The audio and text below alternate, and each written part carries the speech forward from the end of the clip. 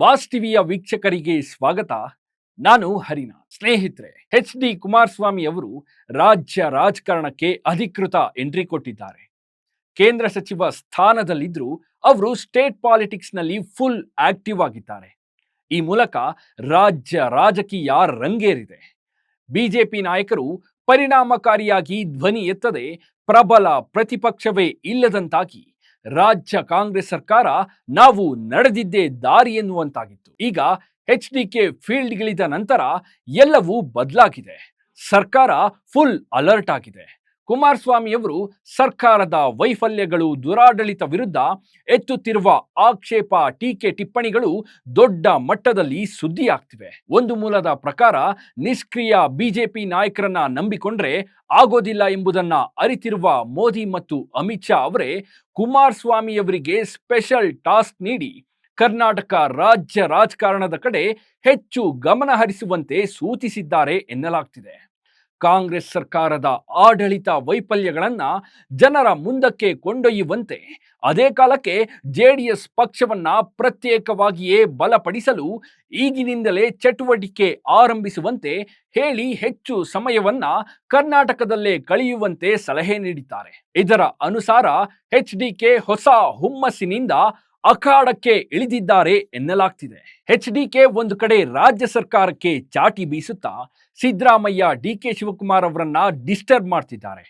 ಮತ್ತೊಂದು ಕಡೆ ಕಾಂಗ್ರೆಸ್ ಪಕ್ಷದಲ್ಲಿರುವ ಅತೃಪ್ತ ನಾಯಕರನ್ನ ಸೆಳೆಯಲು ಆಪರೇಷನ್ ಆರಂಭಿಸಿ ಆಡಳಿತ ಪಕ್ಷದಲ್ಲಿ ಕಂಪನ ಎಬ್ಬಿಸಿದ್ದಾರೆ.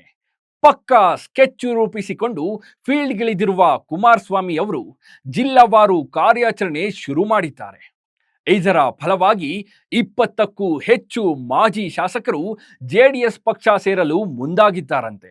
2028ಕ್ಕೆ ರಾಜ್ಯದಲ್ಲಿ ರಾಜಕೀಯ ವಾತಾವರಣ ಬದಲಾಗುತ್ತೆ ಅಂತ ಈಗಲೇ ಊಹಿಸಿರುವ ಕೆಲ ಹಾಲಿ ಶಾಸಕರು ಕೂಡ JDS ದಾರಿ ಹಿಡಿದಿದ್ದಾರೆ. ನಿಮ್ಗೆ ಗೊತ್ತಿರುವಂತೆ ಕುಮಾರಸ್ವಾಮಿಯವರ ಬಗ್ಗೆಯೇ ಬಹಿರಂಗವಾಗಿ ಟೀಕಿಸುತ್ತಾ ಕಾಂಗ್ರೆಸ್ ಪಕ್ಷ ಸೇರಲು ಪೀಠಿಕೆ ಹಾಕುತ್ತಿದ್ದ ಚಾಮುಂಡೇಶ್ವರಿ ಶಾಸಕ GT ದೇವೇಗೌಡರು ಮತ್ತೆ ದಳಪತಿಗಳ ಮನೆ ಬಾಗಿಲು ಕಾಯುತ್ತಿದ್ದಾರೆ. ಮುಂದೆ ರಾಜ್ಯದಲ್ಲಿ ಯಾವ ಸರ್ಕಾರ ಬರುತ್ತದೆ ಎಂಬುದು ಅವರಿಗೆ ಖಚಿತವಾಗಿರೋದ್ರಿಂದಲೇ GTD ವರಸೆ ಬದಲಿಸಿದ್ದಾರೆ. ಮಾಜಿ ಸಚಿವ ರೋಷನ್ ಬೇಗ್ JDS ಸೇರಲು ಅಂತಿಮ ನಿರ್ಧಾರ ಮಾಡಿದ್ದಾರೆ. 2019ರಲ್ಲಿ IMA ಸ್ಕ್ಯಾಂಡಲ್ ನಡೆದ ಸಮಯದಲ್ಲಿ ತಮ್ಮ ರಕ್ಷಣೆಗೆ ನಿಂತ HDK ಜೊತೆ ಆಗಿನಿಂದಲೂ ನಿಕಟ ಸಂಪರ್ಕದಲ್ಲಿರುವ ರೋಷನ್ ಬೇಗ್ ಅವರ ಜೊತೆ ಇನ್ನಷ್ಟು ಮುಸ್ಲಿಂ ನಾಯಕರನ್ನ ಎಳೆದು ತರಲು ಪ್ರಯತ್ನಿಸುತ್ತಿದ್ದಾರೆ. ಇದರ ಪರಿಣಾಮ ಗಂಗಾವತಿಯ ಮಾಜಿ ಸಚಿವ ಇಕ್ಬಾಲ್ ಅನ್ಸಾರಿ ತೆನೆ ಹೊರಲು ಸಿದ್ಧತೆ ನಡೆಸಿದ್ದಾರೆ. CM ಆಪ್ತ ವಲಯದ ಹಿಟ್ನಾಳ್ ಸಹೋದರರಿಂದ ಕೊಪ್ಪಳ ಜಿಲ್ಲೆ ರಾಜಕಾರಣದಲ್ಲಿ ನಿರ್ಲಕ್ಷ್ಯಕ್ಕೆ ಒಳಗಾಗಿರುವ ಅನ್ಸಾರಿ HDK ಸಂಪರ್ಕ ಸಾಧಿಸಿದ್ದು ಅವರನ್ನ ಪಕ್ಷ ಸೇರಿಸಿಕೊಳ್ಳಲು ಕುಮಾರಸ್ವಾಮಿ ಒಪ್ಪಿದ್ದಾರೆ. ಮಂಗಳೂರು ಉತ್ತರದ ಮಾಜಿ ಶಾಸಕ ಮೊಹದ್ದೀನ್ ಬಾವಾ, ಮಾಜಿ ಪರಿಷತ್ ಸದಸ್ಯ BM ಫಾರೂಕ್ ಅವರನ್ನ ಮತ್ತೆ ಪಕ್ಷಕ್ಕೆ ತಂದು ಮುಸ್ಲಿಂ ನಾಯಕರ ದೊಡ್ಡ ತಂಡ ಕಟ್ಟುವ ಚಿಂತನೆ ಕುಮಾರಸ್ವಾಮಿಯವರಿಗೆ ಇದೆ ಎನ್ನಲಾಗ್ತಿದೆ. ದಾವಣಗೆರೆ ದಕ್ಷಿಣ ಉಪಚುನಾವಣೆ ನಂತರ ಕಾಂಗ್ರೆಸ್ ಬಗ್ಗೆ ಮುನಿದು ಬಿಜೆಪಿಯನ್ನೇ ಒಪ್ಪಿಕೊಳ್ಳಲು ಸಿದ್ಧರಾಗಿರುವ ಅಲ್ಪಸಂಖ್ಯಾತರ ಮನಸ್ಥಿತಿ ಬದಲಾಗಿದೆ ಅಂತ ತಿಳಿದಿರುವ HDK ಈ ಸಲ ಪ್ರಾಕ್ಟಿಕಲ್ ಆಗಿ ತಂತ್ರ ರಚಿಸಿ ಮುಸ್ಲಿಂ ಮತಕೋಟೆ ಕಟ್ಟಲು ಪ್ಲಾನ್ ಮಾಡಿದ್ದಾರೆ. ಜಮೀರ್ ಅಹಮದ್ ಅವರನ್ನ ಕೂಡ ಸೆಳೆದುಕೊಳ್ಳಲು ಕಾಲಕ್ಕೆ ಕಾಯ್ತಿದ್ದಾರೆ.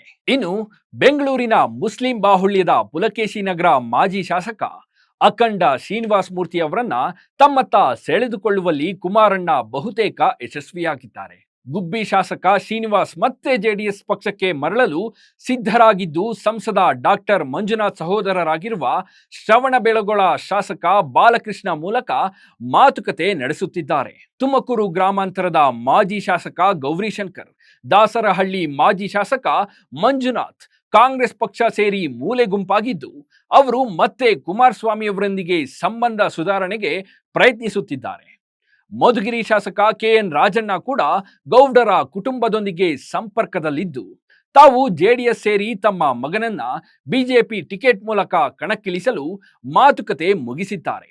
ತಂದೆ ಮಗ ಇಬ್ರು JDS ಬಿಜೆಪಿ ಟಿಕೆಟ್ ಮೇಲೆ ಮಧುಗಿರಿ ಮತ್ತು ಗುಬ್ಬಿ ಕ್ಷೇತ್ರದಲ್ಲಿ ಸ್ಪರ್ಧಿಸುತ್ತಾರೆ. ಚುನಾವಣೆಗೆ 3 ತಿಂಗಳು ಇರುವಾಗ ಅವರು ಪಕ್ಷ ಸೇರಬಹುದು ಎನ್ನಲಾಗ್ತಿದೆ. ವಿಜಯಪುರ ಜಿಲ್ಲೆಯ ಅಫಜಲ್ಪುರದ ಮಾಜಿ ಶಾಸಕ ಮಾಲಿಕಯ್ಯ ಗುತ್ತೇದಾರ್ ಕೂಡ ಜೆಡಿಎಸ್ ಸೇರಲು ಪ್ರಯತ್ನ ನಡೆಸುತ್ತಿದ್ದಾರೆ. ಸಿಂಧಗಿ ಶಾಸಕ ಅಶೋಕ್ ಮನಗೋಳಿ ಅವರಿಗೆ ಎಚ್ಡಿಕೆ ಗಾಳ ಹಾಕಿದ್ದಾರೆ ಎನ್ನಲಾಗ್ತಿದೆ. ಗೌರಿಬಿದನೂರಿನ ಪಕ್ಷೇತರ ಶಾಸಕ ಪುಟ್ಟಸ್ವಾಮಿ ಗೌಡ ಹೀಗೆ ಹಲವಾರು ಹಾಲಿ ಶಾಸಕರು 20ಕ್ಕೂ ಹೆಚ್ಚು ಮಾಜಿ ಶಾಸಕರನ್ನ ಜೆಡಿಎಸ್ಗೆ ಸೇರಿಸಿಕೊಂಡು ಪಕ್ಷ ಬಲಪಡಿಸಲು ಕುಮಾರಸ್ವಾಮಿ ಮುಂದಾಗಿದ್ದಾರೆ. ದೆಹಲಿ ನಿವಾಸವನ್ನ ಬಹುತೇಕ ಖಾಲಿ ಮಾಡಿಕೊಂಡು ಬಂದಿದ್ದು, ಅಗತ್ಯ ಬಿದ್ದಾಗ ಮಾತ್ರ ದೆಹಲಿಗೆ ಹೋಗಲಿದ್ದಾರೆ. ಮುಂದಿನ ವರ್ಷ ಮಂತ್ರಿ ಸ್ಥಾನಕ್ಕೂ ರಾಜೀನಾಮೆ ನೀಡಿ ಕುಮಾರಸ್ವಾಮಿ ಅವರು ಪರ್ಮನೆಂಟ್ ಆಗಿ ಇಲ್ಲೇ ಸೆಟಲ್ ಆಗಲಿದ್ದಾರೆ ಎನ್ನುತ್ತಿವೆ ಮೂಲಗಳು. ಕುಮಾರಣ್ಣ ಹೊಸ ಬಿರುಸು ನೋಡ್ತಿದ್ರೆ ಇದೆಲ್ಲ ನಿಜ ಅನ್ನಿಸ್ತಿದೆ. ಇದರ ಬಗ್ಗೆ ನಿಮ್ಗೇನನ್ಸುತ್ತೆ? ಕುಮಾರಣ್ಣ ಅವರ ಪ್ಲಾನ್ ಏನಾಗಿರ್ಬೋದು? ಇದರ ಬಗ್ಗೆ ಕಮೆಂಟ್ಸ್ ಮೂಲಕ ತಿಳಿಸಿ. ಲೇಟೆಸ್ಟ್ ಹಾಗೂ ಇಂಟ್ರೆಸ್ಟಿಂಗ್ ಸುದ್ದಿಗಳಿಗಾಗಿ ಬಾಸ್ ಟಿವಿ ಕನ್ನಡ ಚಾನೆಲ್ನ ಸಬ್ಸ್ಕ್ರೈಬ್ ಮಾಡಿ. ಹಾಗೆಯೇ ಬೆಲ್ ಐಕಾನ್ ಪ್ರೆಸ್ ಮಾಡಿ. ಇದರ ಜೊತೆಗೆ ಫೇಸ್ಬುಕ್, ಇನ್ಸ್ಟಾಗ್ರಾಮ್, ಎಕ್ಸ್ ನಲ್ಲೂ ಮಿಸ್ ಮಾಡದೆ ಫಾಲೋ ಮಾಡಿ.